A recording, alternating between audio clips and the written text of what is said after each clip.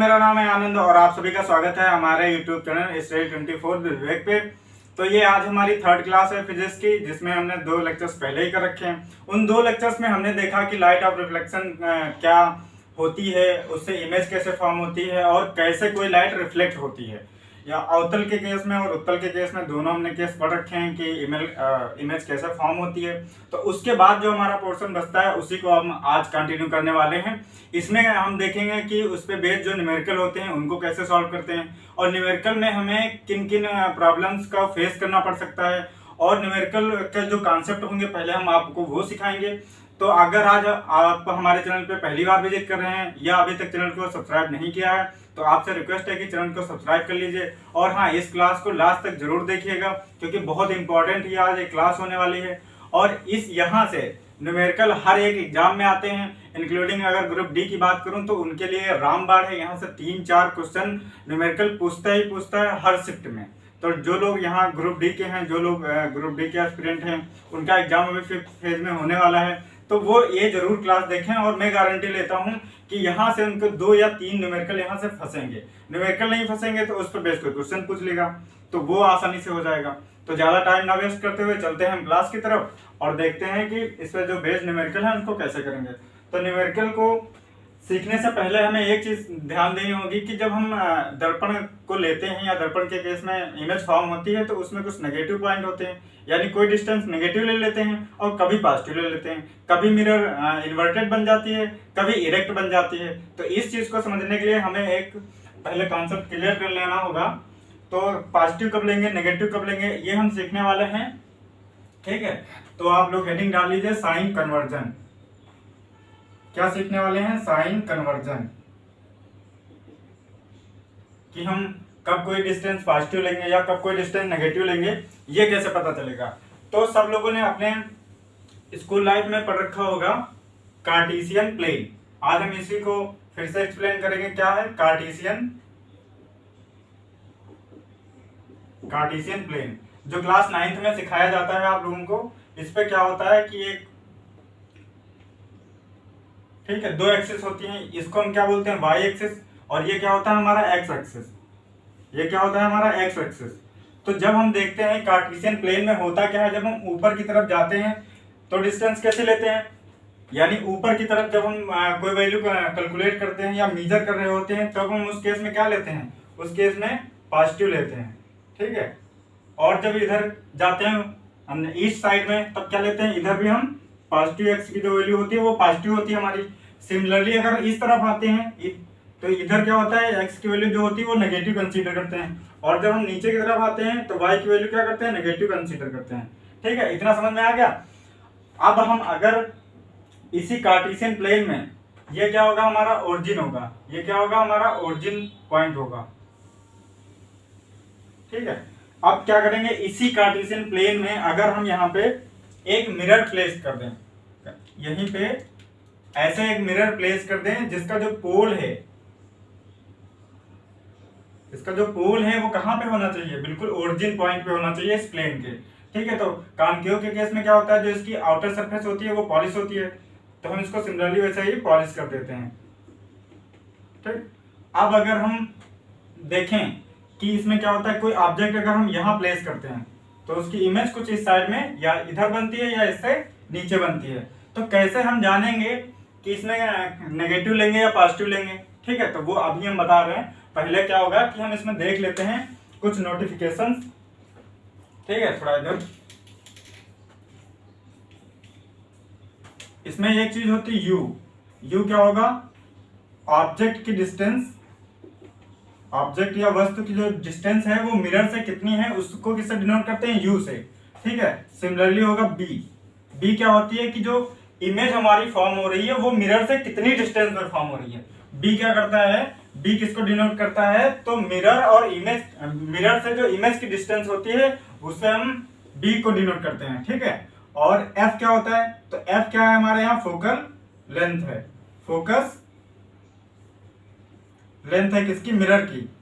ठीक, ये क्या है? इमेज की डिस्टेंस, इमेज की डिस्टेंस। ठीक, अब हम अगर बात करें तो हमें एक पैरामीटर होता है मैग्निफिकेशन। उससे क्या पता चलता है? तो मैग्निफिकेशन बेसिकली हमें ये बताता है कि कोई जो इमेज फॉर्म हो रही है वो ऑब्जेक्ट से बड़ी है या ऑब्जेक्ट से छोटी है। तो इसको हम साइंटिफिक टर्म में क्या बोलते हैं? Magnification.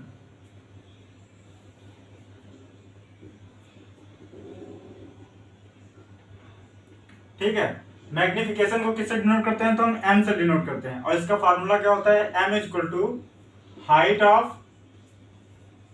Of image upon height of object. ठीक है, ये फार्मूला होता है। और अगर हम और इसको देखें तो एक फार्मूला और होता है minus v upon u, minus b upon you. ये फार्मूला बहुत ही इंपॉर्टेंट है, इसका बहुत अच्छा रोल है हमारे न्यूमेरिकल्स में। ठीक है, तो आगे बढ़ते हैं।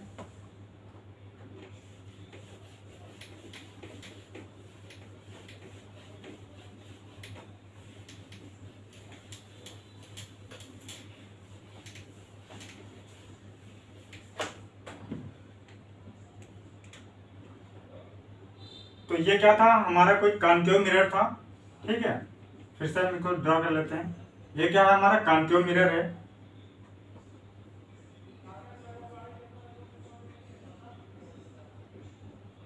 कॉन्केव मिरर, ठीक है। ये क्या होती है? इसकी प्रिंसिपल एक्सिस होती है। ठीक, ये क्या, ये कौन सा पॉइंट होता है? तो इसको हम पोल कहते हैं। यहाँ कोई फोकस पॉइंट होता है, ये कोई सेंटर ऑफ कर्वेचर होता है। इस केस में अगर हम इमेज यहाँ प्लेस कर रहे हैं, यहाँ प्लेस कर रहे हैं, या कहीं भी इनके बीच में प्लेस कर रहे हैं, तो उस जो इमेज और इसके मिरर के बीच में डिस्टेंस होती है उसको हम लिखेंगे u से। ठीक, और एक पैरामीटर होता है v, एक नोटिफिकेशन होता है b।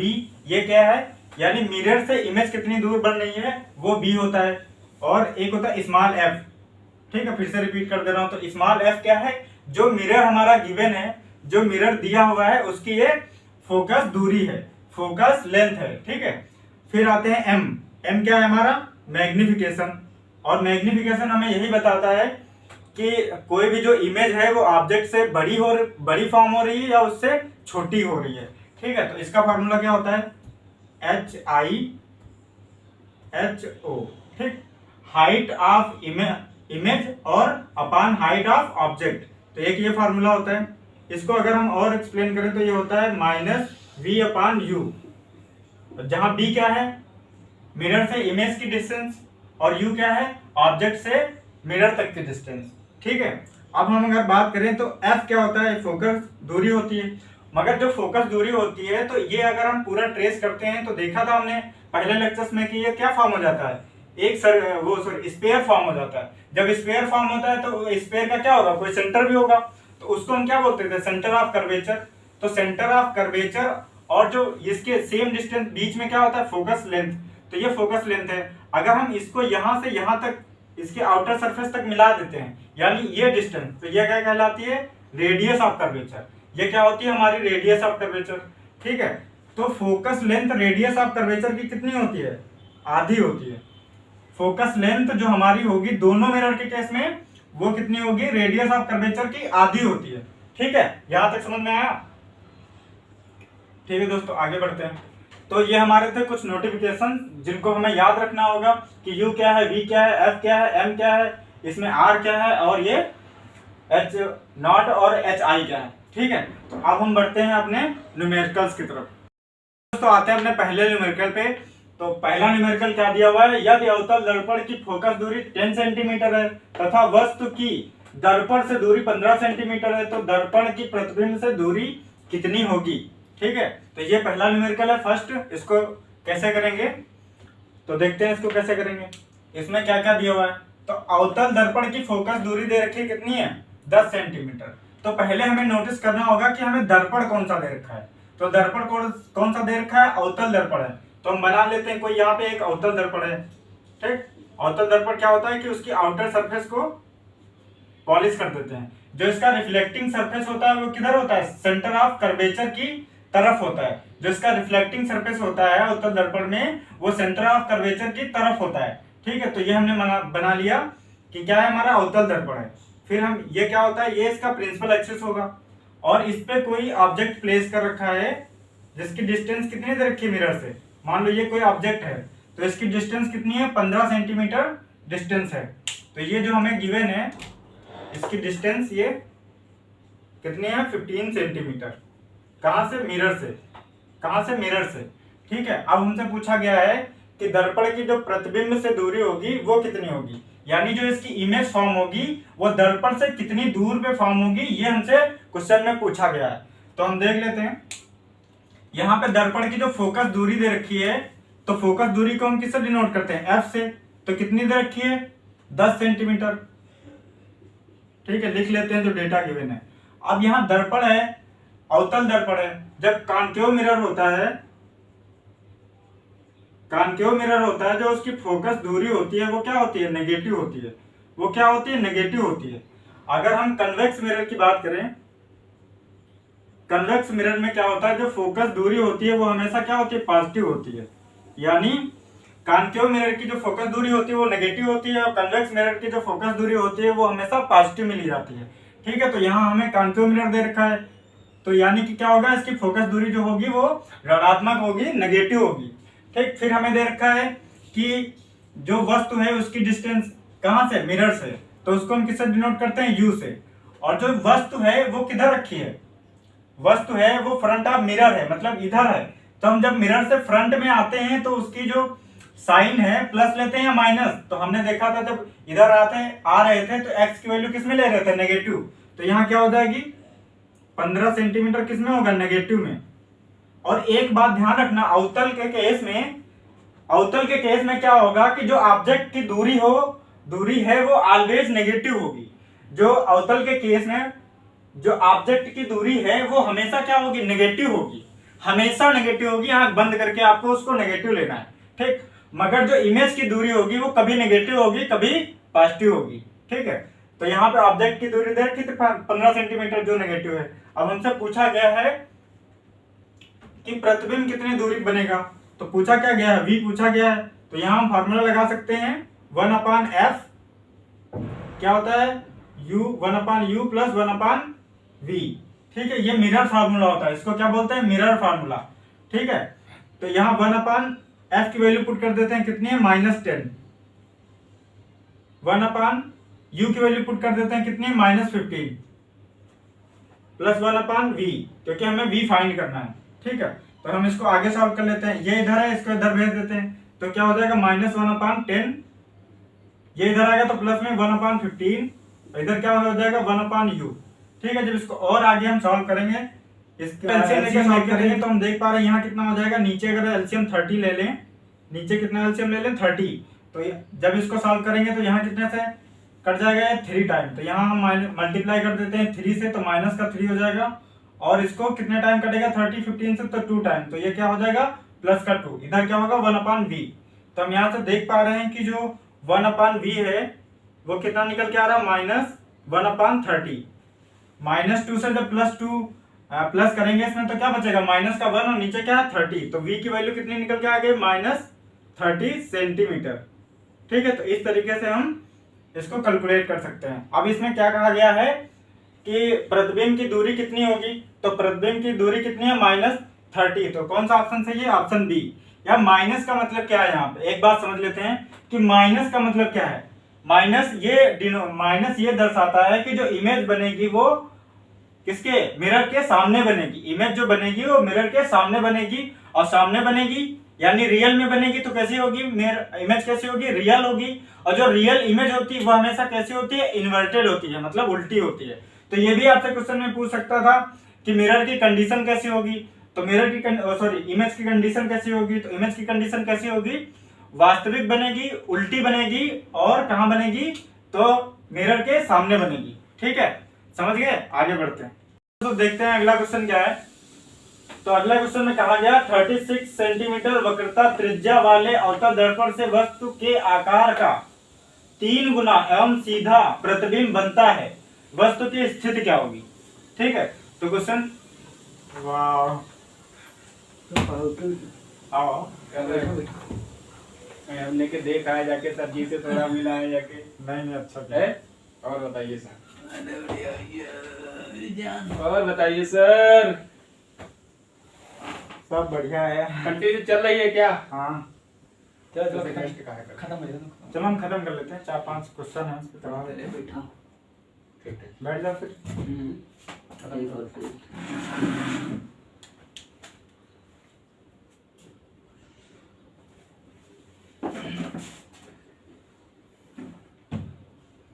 हाँ दोस्तों, तो देखते हैं हमारा क्वेश्चन नंबर नेक्स्ट क्या है। तो नेक्स्ट में कहा गया 36 सेंटीमीटर वक्रता त्रिज्या वाले अवतल दर्पण से वस्तु के आकार का 3 गुना एवं सीधा प्रतिबिंब बनता है, वस्तु की स्थिति क्या होगी। ठीक है, तो क्वेश्चन समझ गए। क्वेश्चन में ये कहा गया है कि इतनी वक्रता त्रिज्या है और इतने गुना बड़ा इमेज बनता है, यानी उसका क्या हो रहा है, मैग्निफिकेशन हो रहा है। ठीक है, तो पूछा गया वस्तु की स्थिति क्या होगी। वस्तु की स्थिति से मतलब है कि वस्तु कहाँ पे प्लेस्ड होगी, मिरर से कितनी डिस्टेंस पे प्लेस्ड होगी, ये हमें फाइंड करना है। तो देखते हैं इसको कैसे करेंगे आसानी से। इसमें क्या कहा गया है कि अवतल दर्पण है, कोई बना लेते हैं अवतल दर्पण। अवतल दर्पण क्या होता है, उसका जो आउटर सरफेस होता है वो हम क्या कर देते हैं, पॉलिश कर देते हैं। और हमने बता रखा है जो इसका रिफ्लेक्टिंग सरफेस होता है वो सेंटर ऑफ कर्वेचर की तरफ होता है, और ये क्या है, इसकी प्रिंसिपल एक्सिस हो जाएगी, और ये पॉइंट क्या होता है, पोल होता है। ये हमने पहले ही वीडियो में सब कुछ बता रखा है। ठीक है, अब क्या कह रहा है कि यहाँ पे 3 गुना बड़ा इमेज बन रहा है, और कैसा बन रहा है, सीधा। ठीक है, तो बड़ा कब बनेगा, जब उसका मैग्निफिकेशन हो रहा होगा। तो मैग्निफिकेशन इक्वल टू क्या होता है, m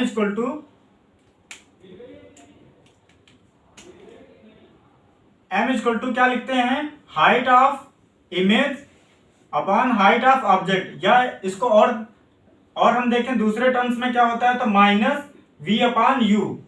minus v upon u इसका फार्मूला होता है। तो यहाँ पे हमसे क्या कहा गया, m की वैल्यू कितनी दे रखी है, तो हम यहाँ कह सकते हैं m की वैल्यू कितनी है, 3 है। अब क्वेश्चन में और एक चीज कही गई, सीधा बनता है।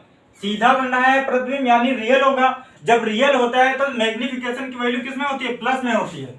तो m वैल्यू कितनी हो जाएगी, +3। तो हम यहाँ पे रख लेते हैं, कितना हो जाएगा, प्लस का 3 equal to height of image upon height of object, या इसको कह दें माइनस वी अपॉन यू।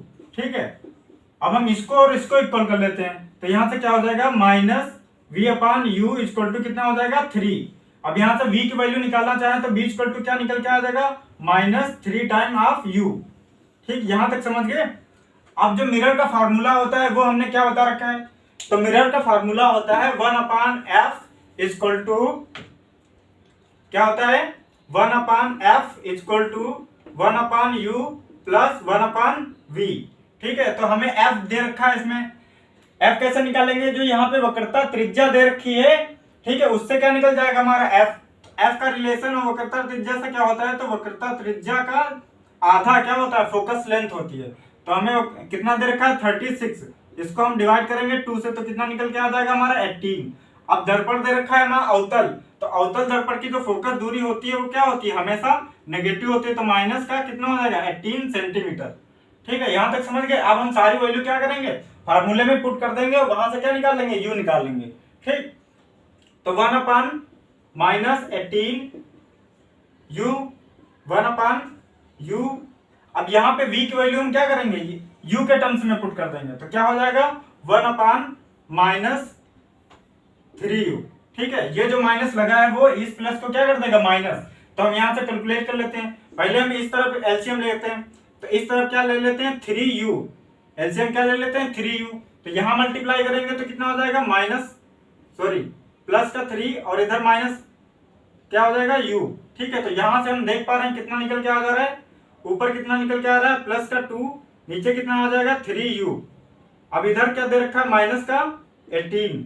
ठीक है, जब इसको सॉल्व कर लेंगे तो कितना निकल के आ जाएगा हमारे, यहाँ इसको मल्टीप्लाई कर देते हैं, तो u इक्वल टू हो जाएगा 18 मल्टीप्लाइड बाई 2 डिवाइड बाई 3। तो यहां से इसको काटेंगे तो कितना टाइम कट जाएगा, ये हमारा 6 टाइम। ठीक है, कितना टाइम कट जाएगा, 6 टाइम। तो u की वैल्यू कितनी निकल के आ जाएगी, ये माइनस था, कितना हो जाएगा 12 सेंटीमीटर। कितनी निकल के आ जाएगी, 12 सेंटीमीटर।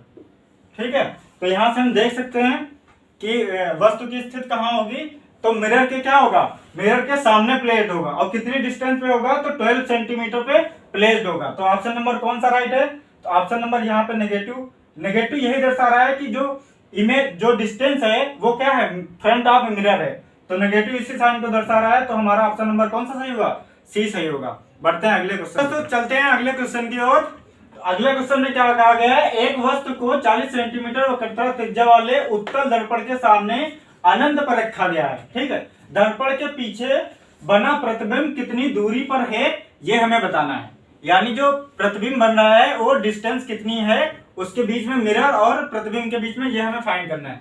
तो हम सबसे पहले क्वेश्चन करने का तरीका क्या होता है कि क्वेश्चन में क्या क्या गिवन है ये हम पहले लिख लेते हैं। तो यहाँ हमें दिया गया है वक्रता त्रिज्या, मतलब r की वैल्यू दे रखी है कितनी, 40 सेंटीमीटर। अब हमें पता है कि f इक्वल टू क्या होता है, तो r/2 होता है, यानी f क्या, फोकस लेंथ। तो यहाँ से हम फोकस लेंथ कैलकुलेट कर लेंगे, कितना हो जाएगा 40 डिवाइड बाय 2, कितना निकल के आ जाएगा 20 सेंटीमीटर। अब क्वेश्चन में क्या कहा गया है कि उत्तल दर्पण है, तो उत्तल दर्पण की जो फोकस लेंथ होती है वो हमेशा क्या होती है, पॉजिटिव होती है, और जो अवतल दर्पण होता है उसमें नेगेटिव होती है। तो हमें दे रखा है उत्तल दर्पण, तो f क्या हो जाएगी, f इक्वल टू क्या हो जाएगा, प्लस का 20 सेंटीमीटर। ठीक, दूसरा बात ये कहा गया है कि हम जो हमारी वस्तु है उसको कहाँ पे प्लेस कर रहे हैं, अनंत पे। जब अनंत पे प्लेस कर रहे हैं तो u की वैल्यू कितनी हो जाएगी, इनफाइनाइट हो जाएगी। ठीक है, अब एक चीज और है, जब भी किसी मिरर के सामने हम वस्तु रखते हैं तो वो डिस्टेंस किस में लेते हैं, वो नेगेटिव में लेते हैं। तो क्या हो जाएगा, यहाँ पे नेगेटिव हो जाएगा। ठीक है, नेगेटिव इनफाइनाइट। ठीक है, ये एक क्वेश्चन में आपको दिया है। अब फाइंड क्या करना है, तो आपको निकालना है क्या, v निकालना है, यानी जो प्रतिबिंब बन रहा है वो मिरर से कितनी दूरी पे बन रहा है वो चीज आपको कैलकुलेट करनी है। ठीक, तो हमने पढ़ रखा है कि मिरर का फार्मूला तो होता क्या है, 1/f equal to 1/u plus 1/v। ठीक है, अब सारी वैल्यू में इसमें पुट कर लेते हैं। तो हमें दे रखा है f इक्वल टू कितना दे रखा है, 20 सेंटीमीटर, तो हम यहाँ लिख देते हैं 1/20। u दे रखा है कितना, 1/ माइनस का इनफाइनाइट, प्लस v हमें फाइंड करना है। ठीक है, तो जब हम इनफाइनाइट को क्या लिख सकते हैं, इनफाइनाइट को हम लिखते हैं 1/0। क्या लिख सकते हैं इनफाइनाइट को, 1/0। तो हम जब यहाँ प्लेस करेंगे तो क्या हो जाएगा, 0 हमारा ऊपर चला जाएगा, यानी ये टर्म क्या हो जाएगा, 0। या सिंपल हम कह सकते हैं 1/इनफाइनाइट किसके बराबर होता है, हमेशा 0 के बराबर होता है। तो ये टर्म क्या हो जाएगा, हमारा 0 हो जाएगा। ठीक है, तो इधर क्या हो जाएगा 1/20। ठीक, ये क्या हो जाएगा, 0 हो जाएगा, तो इसको हम 0 लिख लेते हैं। यहाँ से क्या बचेगा, 1/v। तो v की वैल्यू हम देख सकते हैं यहाँ से कितनी आ जाएगी, प्लस में आएगी 20 सेंटीमीटर। प्लस में आने का मतलब यही है कि जो हमारा इमेज बन रही है, जो ऑब्जेक्ट की इमेज बन रही है वो मिरर के पीछे बन रही है। और क्वेश्चन में आपसे कहा भी गया कि जो इमेज कहाँ बन रही है, पीछे बन रही है। और हम यहाँ देख भी सकते हैं कि प्लस आने का मतलब यही होता है कि जो इमेज है वो पीछे बन रही है। तो ऑप्शन नंबर कौन सा राइट है इस क्वेश्चन में, तो ऑप्शन नंबर ए राइट है इस क्वेश्चन के लिए, और आप इसको टिक करके आगे बढ़ सकते हैं। हाँ दोस्तों, आते हैं अगले क्वेश्चन की तरफ। तो अगले क्वेश्चन में क्या कहा गया है देखते हैं। 10 सेंटीमीटर फोकस दूरी के अभिसारी दर्पण के सामने 40 सेंटीमीटर पे वस्तु रखी जाती है। वस्तु द्वारा बने प्रतिबिंब की प्रकृति और स्थिति दोनों बतानी है। ठीक है, तो प्रतिबिंब की क्या है, प्रकृति और स्थिति। इसका मीनिंग क्या होता है कि जो इमेज बन रही है वो कितनी डिस्टेंस पे बन रही है मिरर से, ये बताना है। और इमेज कैसी बन रही है, इन्वर्टेड बन रही है या इरेक्ट बन रही है, रियल बन रही है या वर्चुअल बन रही है, ये चीज हमें बतानी है। तो ठीक है, इसको कैसे करेंगे, आइए हम बताते हैं इसको बहुत आसानी से आप कैसे कर सकते हैं। तो यहाँ पे जो फोकस डिस्टेंस दे रखी है उसको हम लिख लेते हैं। तो फोकस दूरी को हम किससे डिनोट करते हैं, f से। तो हमारा f इक्वल टू कितना दे रखा है, 10 सेंटीमीटर। अब यहाँ पे एक चीज ये कही गई कि अभिसारी लेंस है। तो अभिसारी लेंस होता कौन सा है, यहाँ पे ना तो हमें अवतल बता रखा है ना ही उत्तल बता रखा है। तो डायरेक्ट कभी कभी क्वेश्चन में फंसाने के लिए आप ये भी कर सकता है, जो भी क्वेश्चन सेट करने वाला होगा कि आपको वो अवतल उत्तल ना करके अभिसारी और अपसारी बता सकता है। तो यहाँ पे हमने इंग्लिश में लिख रखा है, क्या लिखा है, कन्वर्जिंग मिरर है। यानी लाइट्स को क्या करता है, कन्वर्ज कर देता है। जो एक रेज आती है उनको क्या कर रहा है, कन्वर्ज। तो कन्वर्जिंग कौन करता है, अवतल दर्पण, यानी कॉन्केव मिरर होता है। तो कॉन्केव मिरर हमारा कन्वर्जिंग मिरर है, इसलिए हम कह सकते हैं कौन सा मिरर है, कॉन्केव मिरर है। तो इसकी जो फोकस दूरी होगी वो क्या होगी, हमेशा नेगेटिव होगी। अब कहा गया 40 सेंटीमीटर दूर रखा जाता है, तो उसको हम किससे डिनोट करते हैं, u से। कितने सेंटीमीटर, 40 सेंटीमीटर दूर रखा जाता है। ठीक है, तो u हो गया। ये क्या होता है, हमेशा माइनस में होता है। अब हमें पूछा क्या गया है, स्थिति और उसकी प्रकृति। तो हमें v फाइंड करनी है यहाँ से। ठीक है, जब v फाइंड कर लेंगे तो हम उसकी प्रकृति भी बता सकते हैं। तो हम मिरर फार्मूला यूज करते हैं। मिरर फार्मूला होता क्या है, 1/f equal to 1/u plus 1/v। ठीक है, f की वैल्यू दे रखी है आपको 10 सेंटीमीटर, सारी वैल्यू इसमें पुट कर दीजिए। ठीक है, तो सारी वैल्यू हम पुट कर लेते हैं। 1/u कितना दे रखा है, -14 प्लस v कितना दे रखा है, तो v हमें फाइंड करना है। इसको इस तरफ हम ट्रांसफर करेंगे, ये माइनस में इस तरफ आएगा तो प्लस में हो जाएगा, तो इधर माइनस का 1/10, ये इधर प्लस में हो जाएगा 1/40 इक्वल टू 1/v। इसको हम सॉल्व कर लेंगे आगे, तो एलसीएम लेंगे हम। एलसीएम कितना ले सकते हैं 40, तो जब यहाँ 40 एलसीएम लेंगे तो इसको मल्टीप्लाई करेंगे, ठीक है। यहाँ पे तो कितना हो जाएगा 4, 10 से कट जाएगा ना 40 एक टाइम, तो माइनस का 4 और यहाँ इसको मल्टीप्लाई करेंगे तो कितना हो जाएगा 1, ठीक। तो हम यहाँ से देख पा रहे हैं क्या निकल के आ जाएगा हमारा, तो ऊपर कितना बन जाएगा माइनस का 3, नीचे कितना हो जाएगा 40। ये किसकी वैल्यू है 1/v की, तो v अगर हम लेंगे तो इसको क्या कर दें, रिवर्स कर दें, ये तो हमारा ये भी रिवर्स हो जाएगा, तो v इक्वल टू कितना निकल के आएगा माइनस का 40/3। इसको आगे कैलकुलेट करेंगे तो 13 कितना होता है 39, तो ये 13 पॉइंट कितना हो जाएगा 33 समथिंग, किसमें आ रहा है नेगेटिव में आ रहा है, ठीक है। तो यहाँ से हम देख सकते हैं कि मिरर से इमेज कैसी बन रही होगी और कहाँ पे बन रही होगी, तो इतनी डिस्टेंस पे बन रही होगी, 13.33 डिस्टेंस पे बन रही होगी। और नेगेटिव साइन हमारा क्या दिखाता है, नेगेटिव साइन ये दिखाता है कि जो इमेज बन रही है वो मिरर के सामने बन रही है, और जब मिरर के सामने इमेज बनती है तो हमेशा कैसी होती है, उल्टी होती है। और जब उल्टी होती है, जब उल्टी होगी तो उस केस में क्या होगा, वो हमेशा रियल होगी, ठीक है। रियल मतलब रियल होगी और क्या होगा इन्वर्टेड, इन्वर्टेड मीन्स उल्टी होगी, ठीक है। तो ऑप्शन नंबर कौन सा सही है, ऑप्शन नंबर ए इस क्वेश्चन के लिए राइट आंसर है, ठीक है। तो समझ गए होंगे आप लोग, आई होप बहुत अच्छे से इसको समझ लिए होंगे। और यहाँ से जो 2 या 3 क्वेश्चन हर बार ग्रुप डी में पूछे जा रहे हैं, तो इसको अच्छे से नोट्स बना के तैयार कर लीजिए, ठीक है। तो आज की क्लास हमारी यहीं पे ओवर होती है, हम मिलेंगे अगली क्लास में, और इसका जो आगे बचा हुआ पोर्शन है तो उसको कंटिन्यू करेंगे। तो